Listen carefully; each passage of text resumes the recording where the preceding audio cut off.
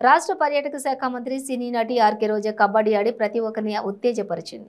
జగ్గయ్యపేట నియోజకవర్గ శాసనసభ్యులు సామినేని ఉదయభాను ఆధ్వర్యంలో రాష్ట్ర స్థాయి మహిళా కబడ్డీ పోటీలు జగ్గయ్యపేట పట్టణంలో గంట శకుంతలమ్మ కళాశాల ప్రాంగణంలో జరుగుతున్నాయి. ఈ పోటీలను తిలకించడానికి వచ్చిన మంత్రి రోజా కబడ్డీ క్రీడాకారులతో కలిసి కబడ్డీ ఆడి ఉత్తేజపరిచారు. మాస్టర్